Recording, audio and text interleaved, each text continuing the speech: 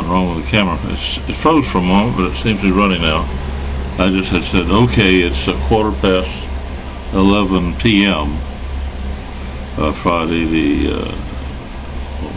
26th January 2024, and some of you know that I've just I'm not slamming the door or doing anything ridiculous about what I regard as a failure by Facebook to meet responsibilities they know that they have. But on Christmas they delivered a message to me that I was censored and because I am subversive and dangerous. Well, I had always known that people were talking about censorship, but that no conceivable place that I've put anything would ever really think that of me.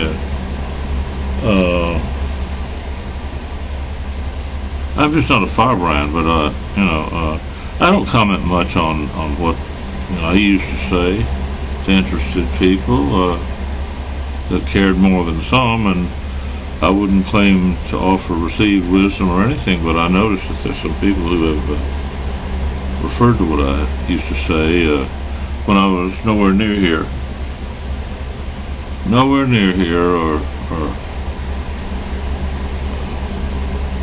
you know what I mean. And I used to explain, and I'll say it again. There's an article in Jacobin about Lenin, and let's see, the title of it is Lenin's final writings are more talked about than read.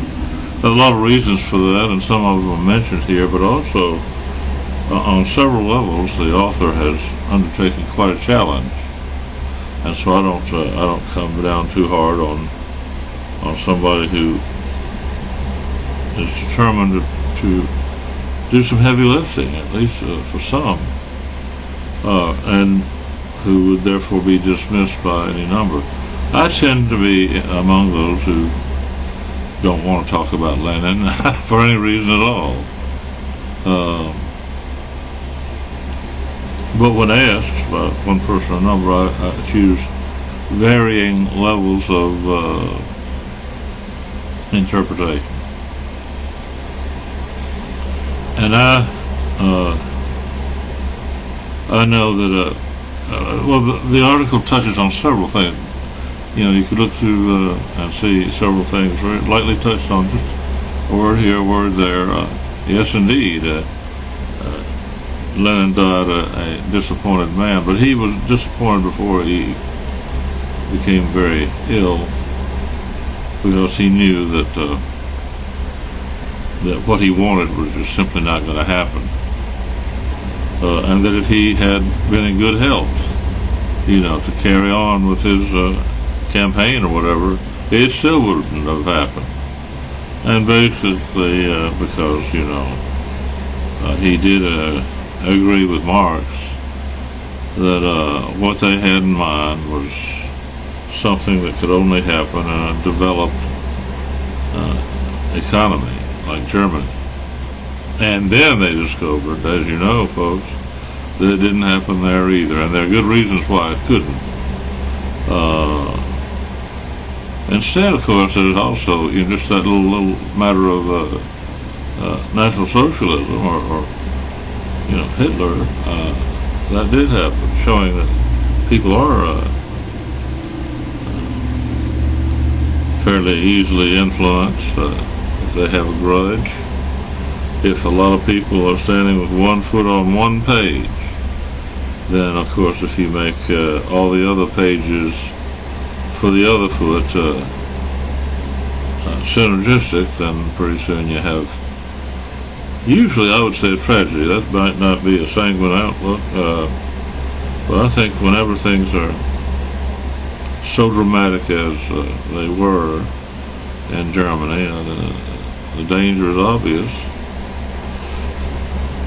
But, nobody really thought that Lenin knew that he could not outrun the move that was underway by people like Stalin.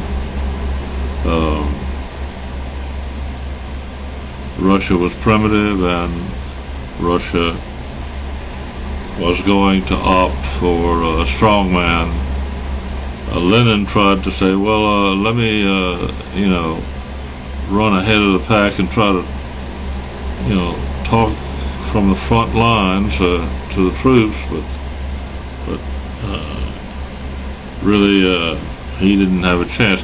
It reminds me of, and I've told people, it reminds me of how Hubert Horatio Humphrey thought that he could make up for the sins of LBJ or whatever you want to say.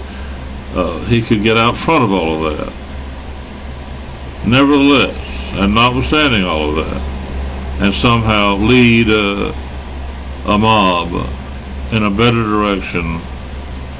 And of course, basically, he didn't make sense.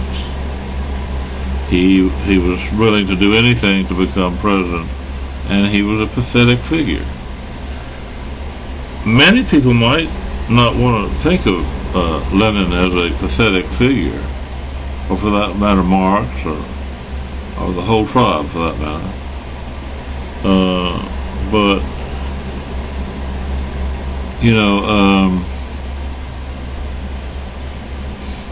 they faced a dilemma. Russia faced a dilemma, with really the just complete and pathetic collapse of the monarchy, and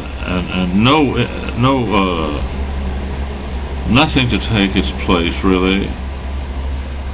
Even the die-hard people dedicated to what they thought of communism knew that they couldn't do that overnight, and that people like Stalin knew that also, and they knew that a strong man would appeal, because a strong man offers, the illusion of wisdom, which is really just the fact of dictatorial authority, to the extent he could muster it. After all, it took Stalin a long time before he had what he wanted in terms of a dictatorship. There's simply no way. Communists still talk about, that it almost came to be, and this, that, and the other, and Stalinism is all they had, really. It's not rocket science at all. I didn't read this whole article, I just looked through it, but for example, he mentioned the word schism. Yeah, Lenin didn't want a schism. He also knew that's all there could be. That's all there could be in terms of, himself and whoever else, and the way things were going to go, the way things were going. There are many people who say, well, what if Trotsky had lived? What if he had lived? What if Stalin didn't kill him? Then what?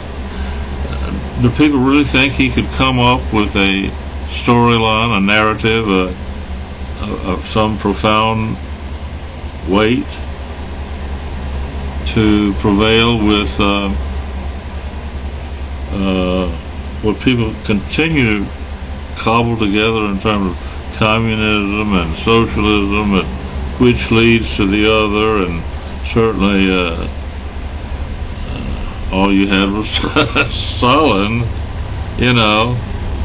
There were no resources to call upon for anything else. And so the big lesson, the confounding thing is still to look to what they themselves brought it up about Germany, and how high their hopes were that Germany would start something. Well, they did. They didn't start the way Marx thought they would. But so the real lessons are just not, I'm being sketchy deliberately, not spilling any beans about the tragedy of it all. I have no desire to be so provocative and dangerous as some automated system enabled for Zuckerberg. And as far as I'm concerned, it is a personal thing. You know why, folks. You know why it's personal. It's not as though you can claim that it isn't. But anyway, what's done is done, as I've said. I know that I will not be made whole. I mean, two wrongs don't make a right. You come up with a better storyline than to say, well, we're all going to go through some sort of martyrdom or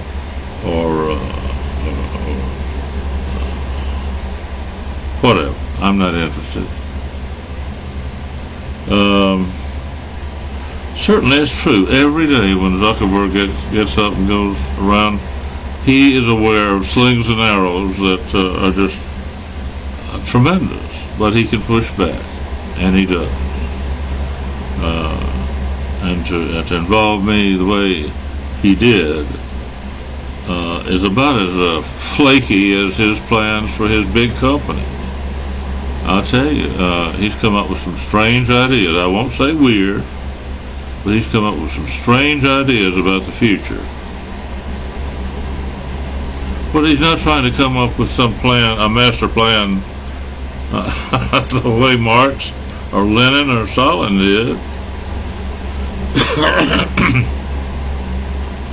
But he has his followers, and meanwhile, I think he would just as soon have Pat Boone in charge of a very peaceful number of, how many million people? Some kind of pleasant, benign status subscribers or users of Facebook.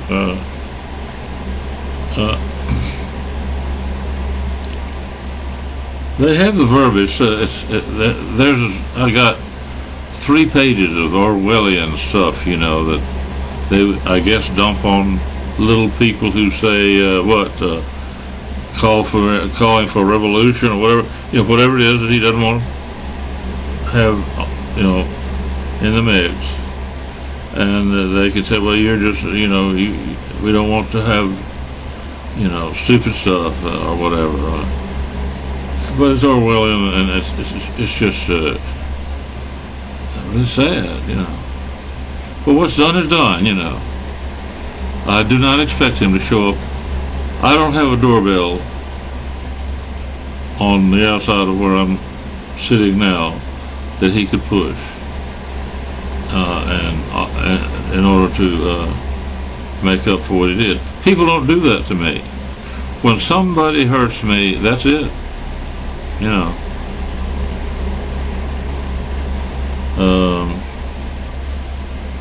I hear about, the mayor of New York went on to be quite a character in the mix of firebrands in the, what do they call it? MAGA, MAGA, Make America Great Again. He's in that number, I guess, and he told a joke about, liability and so on, hot coffee or what. So I don't think it's very funny, It's not any more than icing on the cake to have, a group of geniuses decide they're going to do something about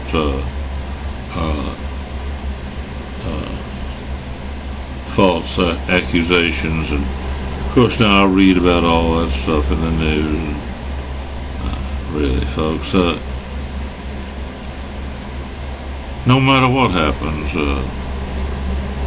what you decided on doesn't make good sense. That's why I know that, no amount of money will make up for stupidity. I've recently seen some stuff for sale. So often I see stuff for sale, like maybe some of these really fancy RVs, 600 horsepower and everything in the world on wheels, just way over the top, and they sell for $250,000 or $500,000. But the other day I saw one being advertised for just under $2 million, and the gist of the ad was, tilted in favor of people who have that kind of money and would buy something that was clearly inferior to the what you might call the state of the art. And I have to say, how does a stupid person have $2 million to spend on the wrong thing, like that? And that's throughout the economy, people can do that. How do ill-gotten gains pile up so high that they can turn around and buy something that is pathetic? Well, it's the same with politics. So, what I see, I don't get so worried about. I don't enter into this childish stuff of trying to label people, as this, that, or the other.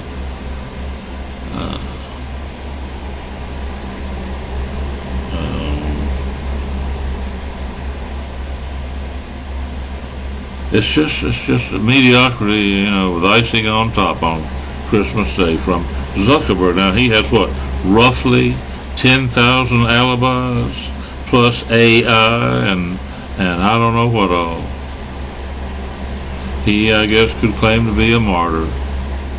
That and or a genius, knit one, furl two, and read about all kinds of payments made. The mayor of New York, the former mayor of New York, filed for bankruptcy, but apparently Trump is going to be paying out unless they overturn some of this stuff. I'm not interested in if I were someone, rich and famous, I could push back, couldn't I? I could say, well, you see here, Zuckerberg has done something terrible to me, and I'm going to, do this and that. I don't feel that way.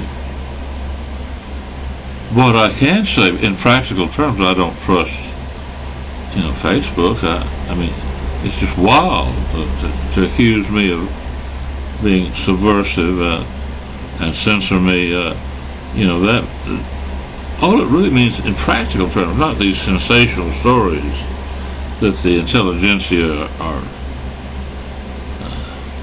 obsessing about. It just means, well, this is, not safe territory for me. I don't want to offer my opinions where they're not welcome, to say the least. So I don't want to escalate anything, but I would affirm that, I didn't deserve that, and I don't feel that a gauntlet has been thrown at my feet that I have to pick up. I would also say that the way it is done, they don't offer the person who has been censored to see whatever list of offenses they are using. I mean, it's just a half-baked, ugly failure. And if somebody is failing to that extent, I needn't pile on and say, oh, and by the way, I think you've done something that is harm, and you're going to pay for that harm in some way. Well, Zuckerberg's already failing. He doesn't know how to invest his money. he would claim to be a victim in terms of people falsely accused, or will he say, "Oh no, this is an infinitely accurate censorship"? In other words, it's just, you know, it's uninviting, it's unpleasant. Facebook, seems to me to be, a worthy thing. I've always defended it, for years and years.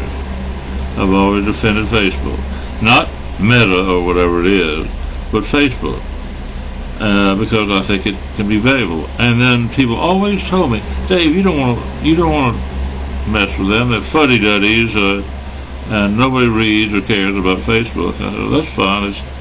It's easy for me to use. I don't care for the monetized people on YouTube. I'm not trying to elbow my way in and become rich by stating the obvious, or much else. Nor do I want to spill the beans. I could say a lot of things that people would recognize, and in terms of the origination, that's fine with me. I no longer care. But I would say that, communism per se never had a chance. Thuggery in the name of anything has always been a threat. Nothing new about it. No reason to carry on the way people do. On the other hand, if they're going to carry on, certainly they can they not? The thing is, hate is no fun, and overthrowing a government by force is no fun, and I don't know whether I don't know quite how to gather exactly where Zuckerberg feels that he fits in all of that. I do know that people have been in the streets for weeks protesting cruelties that are just some of the worst reports since some would say Korea or World War II or Vietnam. I don't think it's like that, but I have heard reports of terrible things, and that some say we're justified in doing that. Well, that's, Hitler said the same thing. Would I have any reason to accuse, the big, who are the big heavy hitters in the media?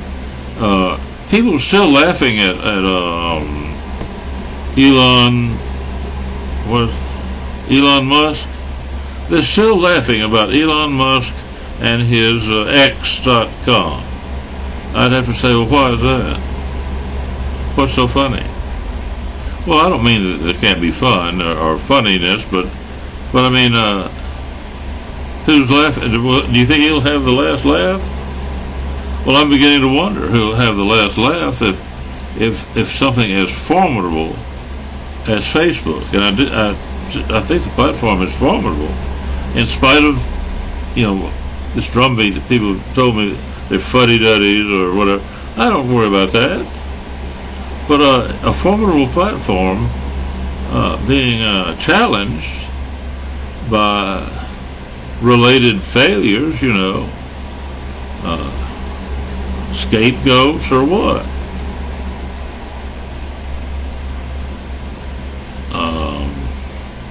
It's not as though people are completely oblivious to what I believe.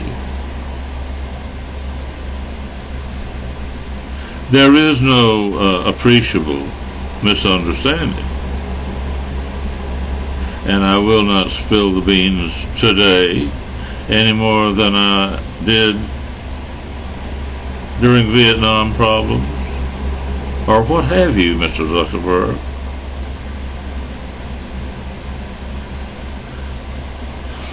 Opportunities for martyrdom or some schizophrenic combination.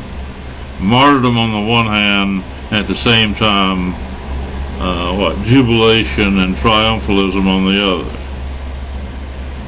Well, it's just a little bit too fancy for me. A little bit too fancy, but I would say, by the same token, people talk here. Lars T.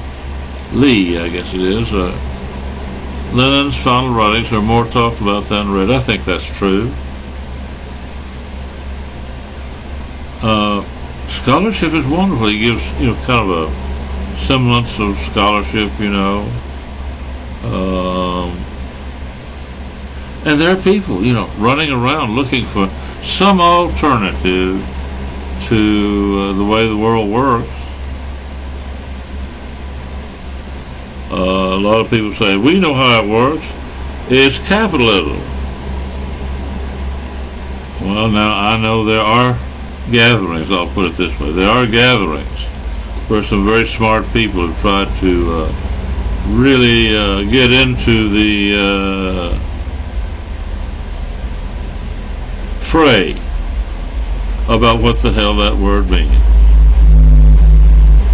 I suggest that some people have done better than others explaining that, and really, capitalism has been beat up pretty savagely by people who have devoted the process of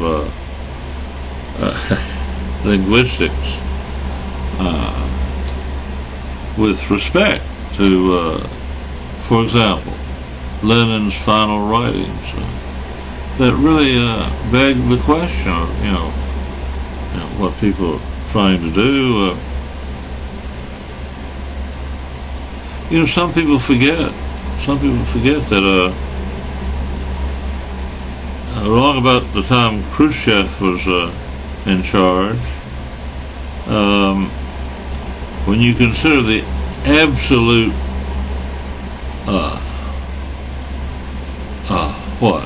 collapse of what little there was in Russia and then the Soviet Union to begin with, and then only as soon as Khrushchev, people were talking about Sputnik and all kinds of stuff. That's pretty remarkable. But, that was done at the cost of what I witnessed when I was in Europe, both in the Western world and behind the Iron Curtain. I saw what the cost was in human terms, the poverty and the misery under communism. Well, it's easy to say under communism because that's, thought to be the issue, but it's worse than that. People have their linguistics, and there again, I am not prepared to spill the beans on techniques that people are trying to use. Why would I do that? Why would I have an axe to grind the way so many people do, trying to rustle up some sort of conspiracy and come up with what? The overthrow of Facebook or what? Of a government?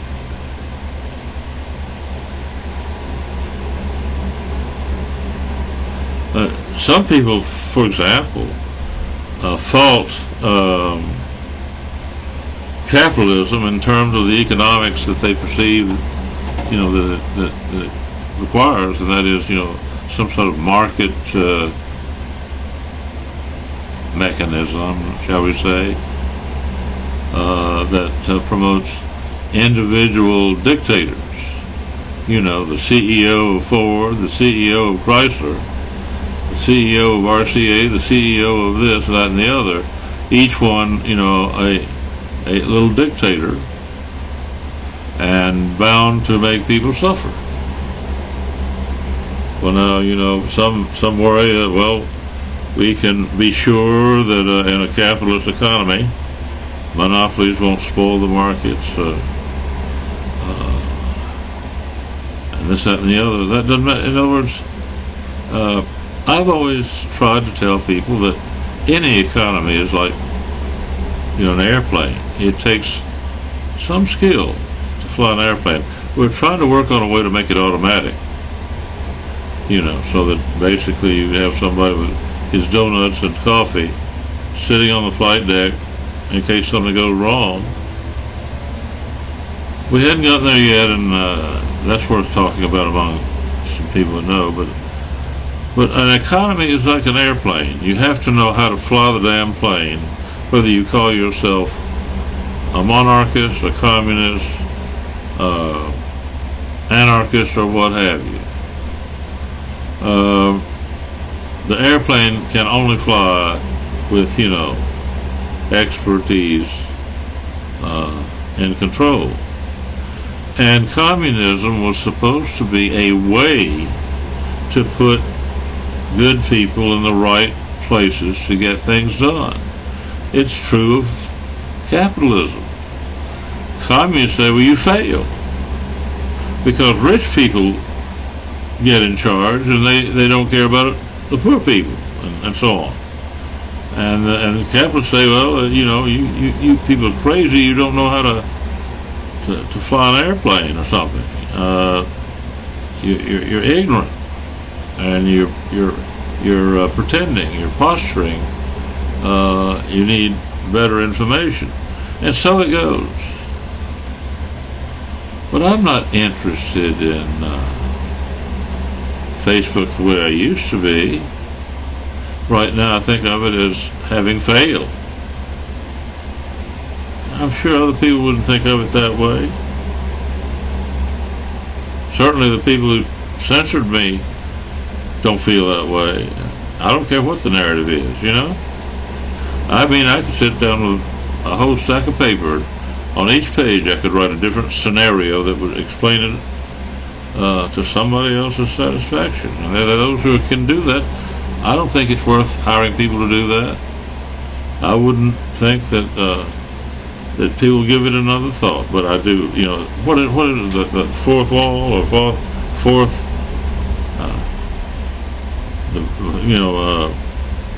protocol about my predicament?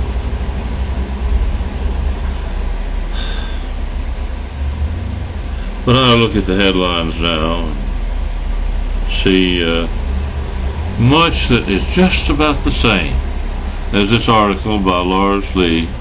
There's nothing wrong with it.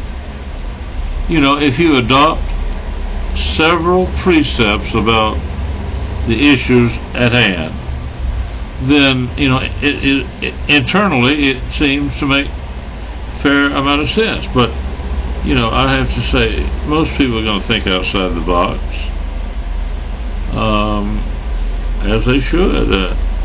On the other hand, there are those who should be able to focus on the article and find out what could be said to make it into another Fabergé egg.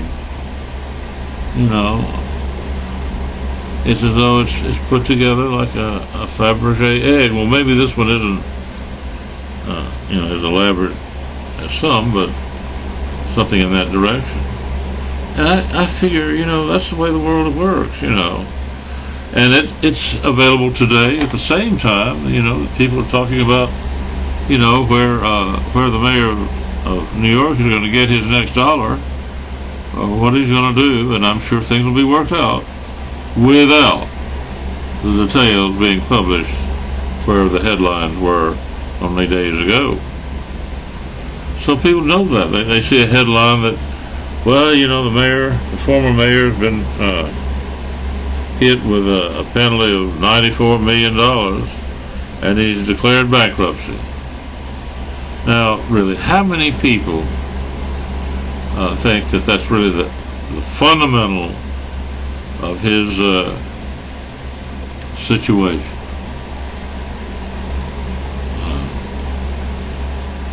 I think the people involved are willing to make headlines that way and then take care of their take care of their own in a more subdued way. Same with the other things mentioned. I don't care about that sort of stuff, but I'd rather study more about history than somebody talking about Lenin's last words. He obviously was dying, and it showed.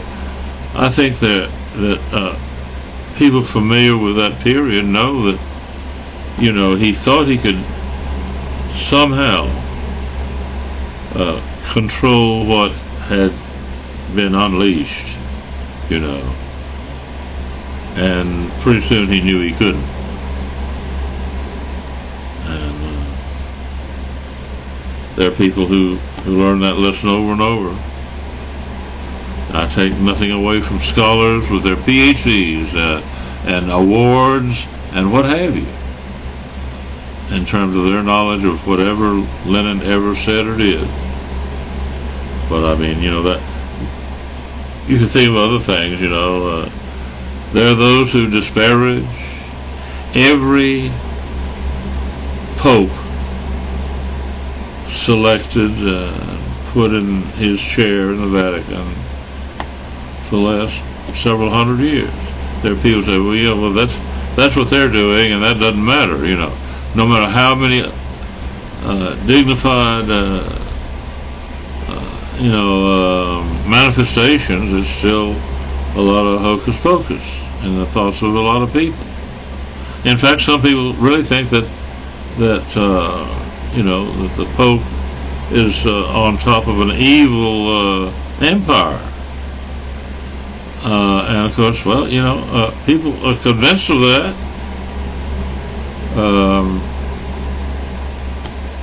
On the other hand, there are those who are in his flock or part of his empire, if that's what it is, who believe with him in the sayings of the church about how people have strayed away from the one and only church,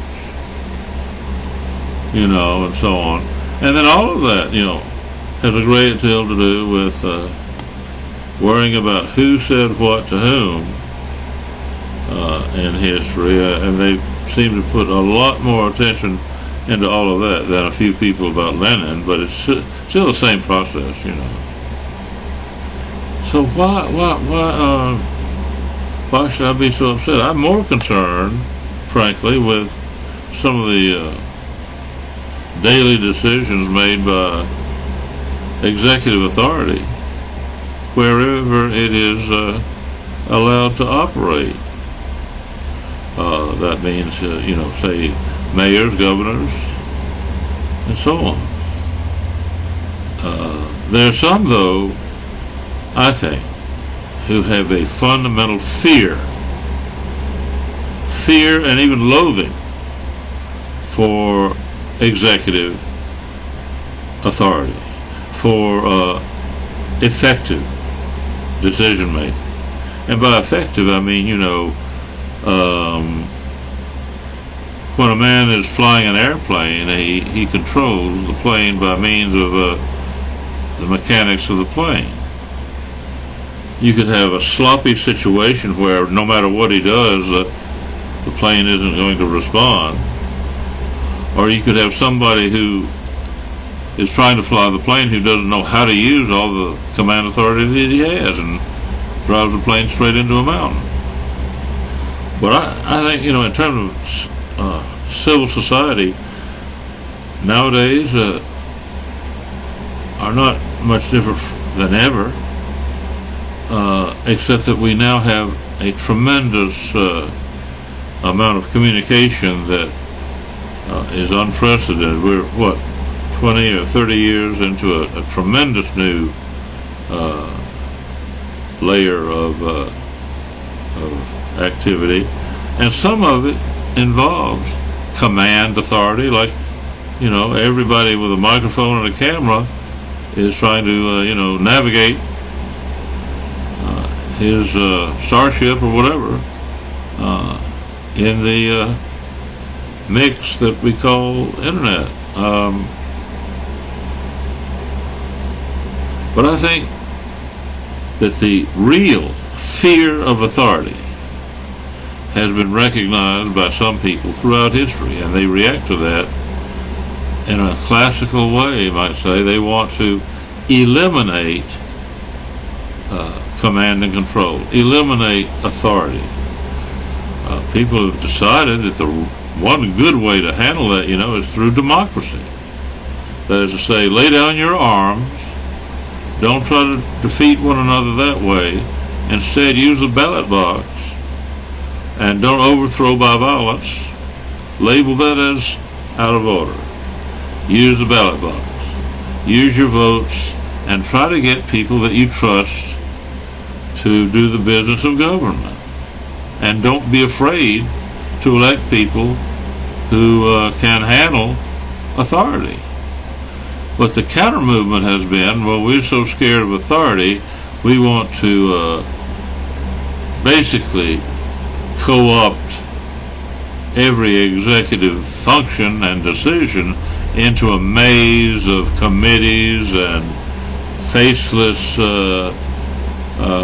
bureaucratic redundancy and expense and futility, really. And they're people who think that's good. That's really good. They think we're safer because there's no executive who can do much of anything.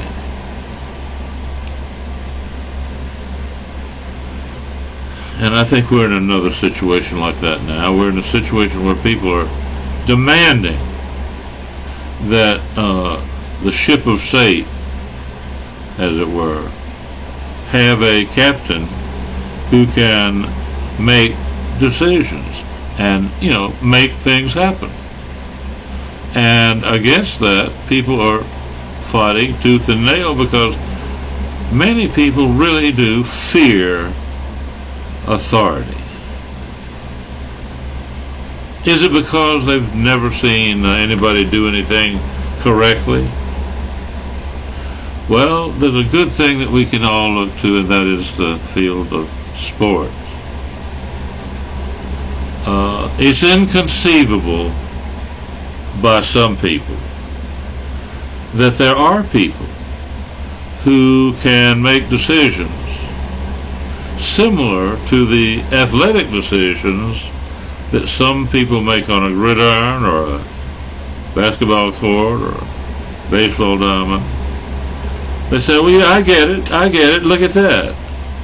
He's able to, pass a football in the middle of a snowstorm or rain and whatever, and to a receiver who never fails or whatever. Or he can pivot and shoot a basketball shot that is just superhuman. Or we see that in some people. We see them make, and I mean in the technical sense. What a person does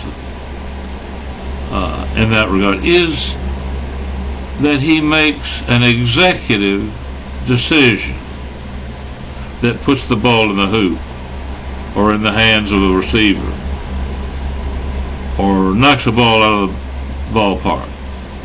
That's, what some people are good at. The whole quarrel is, where do we put our trust? How do we decide on who to trust? And so far we've gotten into a situation where nowadays even the ones who really do want to perform as executives have conceded that, well, now I've got to match wits with anybody, anywhere, clever little tricks and one thing or another.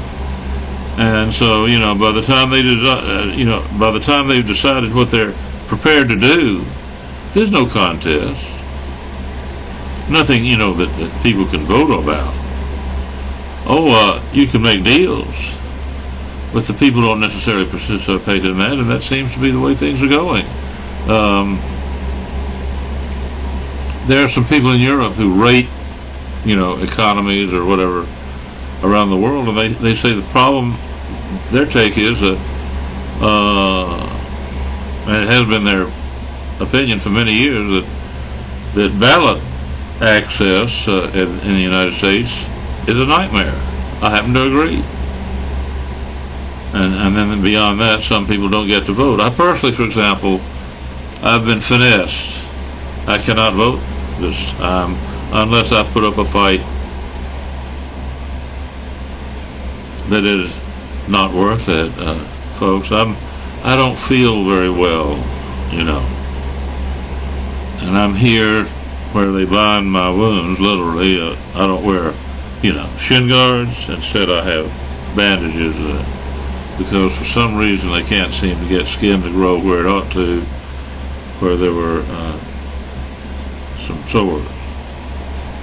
So I can't go sprinting down as a, you know, wide receiver to receive much wisdom from anybody or anything else, or for that matter, play badminton, by golly, or chess or anything else. I'm not up to it because, you know, it's like, you know, I know who and so on who has fingerprints on the deal about my being unable to vote in a practical way, and I'll let it go. Wow, because I hadn't voted in years anyway. It's kind of moot. The reason being, of course, my health is not conducive to that. Against the odds of geniuses who think like Zuckerberg that they've got something that they must do, you know, really. Well, there are many who, I know he will, you know, be able to say, what in the world, a madman thinks something personal has happened when really it was just an administrative glitch or whatever. How obnoxious. The same thing with my missing photo ID and refusal to replace it. So Robert Kennedy will have to do without my vote. And by the way, I'm not in favor of this business of people jumping up and down and talking about paper votes, hard copy, you know, and polling places, but then just having any kind of paperwork floating around in the post office and beyond with anybody doing anything with all those ballots. You want to talk about schizophrenic? People willing to rave about, you know, protocols and wherewithals and whatever else about a ballot box and paper and so on. Oh, meanwhile, well, you know, this stuff in the mail, well, we're not terribly concerned. Although I've noticed there have been a few cases where they've talked about that. Anyway, it's just a rotten circus, I think. But the question isn't about, you know, communism in America. We've settled that issue, but we have not settled on trusting anybody running for office, because anybody running the gauntlet has practically demonstrated that he's a fool. I mean, if you look at the gauntlet that a person has to run, you know, America just has lost its way. For one thing, the process is way too long. Well, you know, UK is small, and they have quick elections and so on. The US is huge, and there are many things to sort through. Even so, it's absurd to campaign for 2 years the way we have, if those 2 years are spent with candidates who have to be comedians, or this or that and the other. There are things where people really do, you know, go through a gauntlet. If you want to be a surgeon, chances are, if you want to be a good surgeon and respected by your peers and others, you've got to go through some very rigorous years of training and experience. Many airline pilots have gone through the gauntlet in terms of the Air Force. They really learn what to do with an airplane, and their job, their only job basically, is to make executive decisions, not a committee on every slight nudge of the joystick. You know, there's not time to take a poll to see whether he's going to do this or that in stormy weather. But there is a way that people come to say, well, now, you know, if somebody is in that seat, he probably is qualified to be there.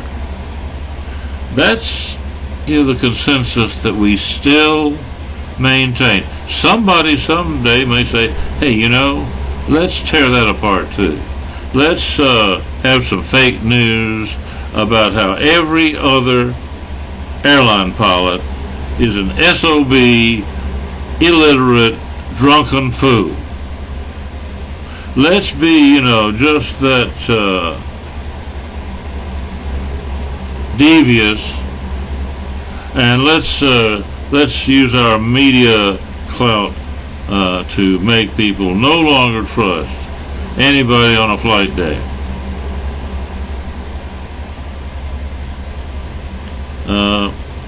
It's doable.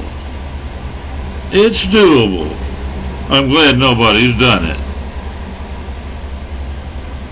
But we've certainly torn the White House to shreds. And we do it the way I was labeled by Facebook.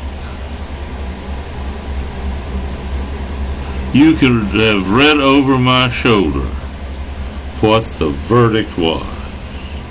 It was the same as my sister used to say to anybody within hearing, shut up. I learned early in life to disregard Susan in every way I could. But, you know what's happened since. Something strange indeed. But, you know, you might think, well, how trivial. Yeah, how trivial. Well, investors might think twice about his plans. I read some of the stuff he thinks would be bold and this, that, and the other, and I think, you know, surely that's fake news. He doesn't really mean that, you know. Then the other things that are far more, impressive, you know, that I've said for some time, after looking over the whole business of electric cars, I've said I wouldn't buy any model that is already in production, not a single one. Doesn't meet the safety and economic parameters that I think are important. Now there's something that, you know, is a little easier to deal with, you might say, in a way. I can look at Elon Musk and his Tesla and say, well, no. And basically that's all I'm saying about Facebook. Nope. No thank you. I don't enjoy having people tell me that I am subversive and dangerous and deserving of censorship, knowing that, you know, people reading over my shoulder are going to say, oh, well, another piece of evidence, along with anything else. Well, it's so petty that I don't worry about it much. And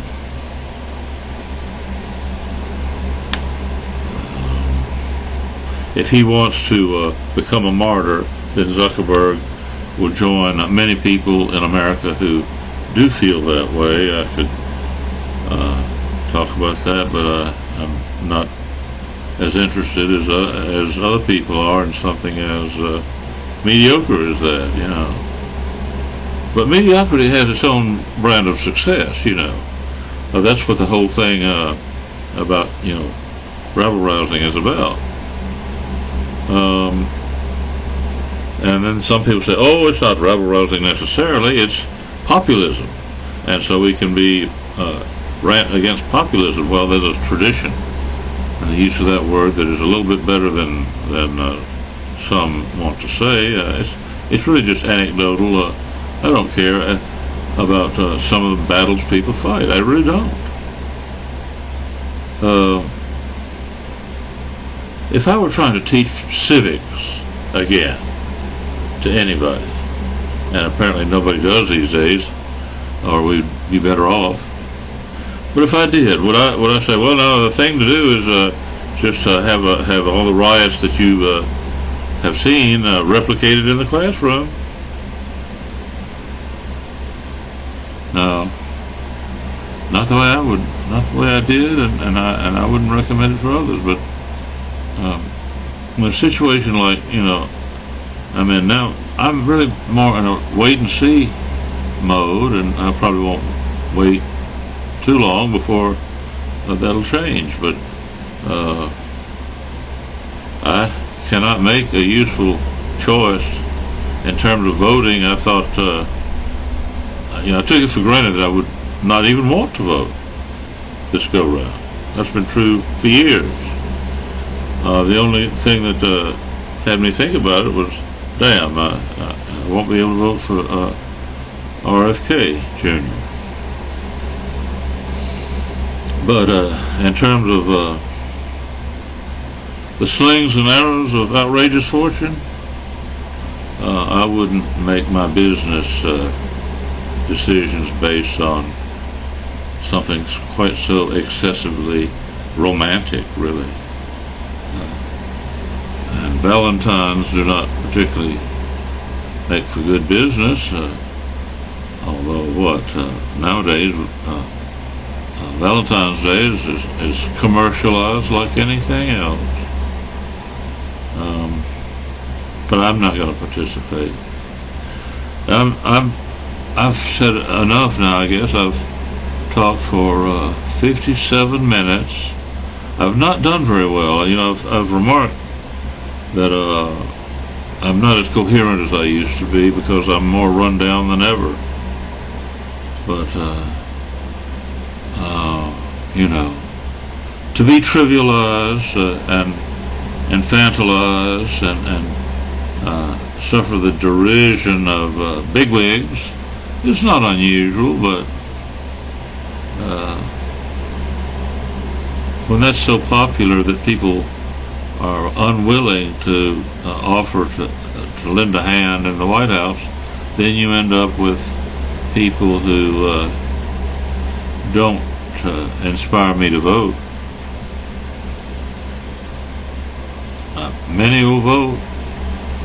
I don't know how many, but it's not a very good contest. Remember when they crowned the second Bush? What a circus. What next? I really don't know.